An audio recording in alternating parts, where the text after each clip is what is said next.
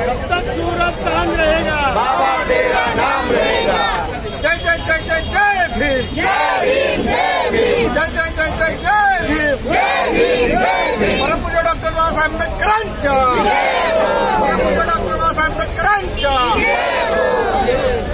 माध्यमातून, या संविधानाच्या माध्यमातून आपल्याला जगण्याचा अधिकार परमपूज्य डॉक्टर बाबासाहेब आंबेडकरांनी दिला.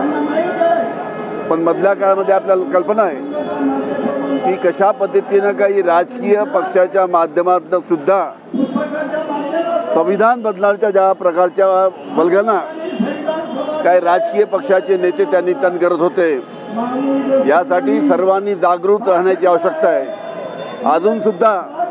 अजून सुद्धा या विरोधी पक्ष जे सध्या सत्ताधारी पक्ष यांच्या डोक्यामध्ये संविधान बदलण्याचा विषय अजून सुद्धा आहे.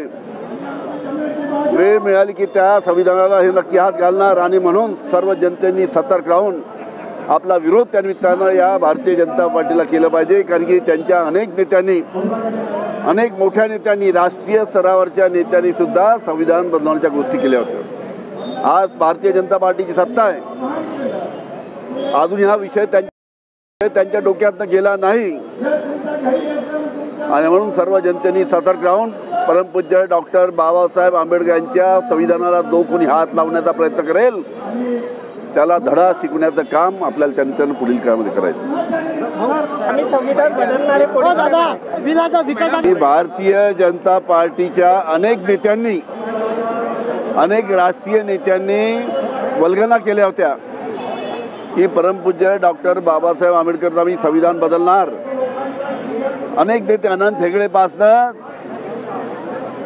तर अनेक आमच्या राज्यपाल, आपल्या उपमुख्यमंत्री आहेत राजस्थानच्या, त्यांच्यापर्यंत पंकजा मुंडेपर्यंत या सर्व भारतीय जनता पार्टीच्या नेत्यांनी वल्गना केल्या होत्या की आम्ही परमपूज्य डॉक्टर बाबासाहेब आंबेडकरची संविधान बदलू.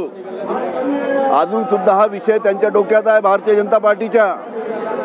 त्याच्यामुळे सर्वांना जागृत राहण्याची आवश्यकता आहे. जो कोणी संविधानाला हात लावण्याचा प्रयत्न करेल त्याला धडा शिकवण्याचं काम सुद्धा या भारतामध्ये आपल्या जनतेला करावं लागेल, सतर्क राहावं लागेल. हा अतिशय महत्त्वाचं निमित्त, अतिशय महत्त्वाचं कारण हे या ठिकाणी आहे. कारण की हे भारतीय जनता पार्टी केव्हाही संविधानाला हात लावू शकतात आणि जनतेने सतर्क राहायला पाहिजे. यावरती तेवढंच मला सांगायचं आहे.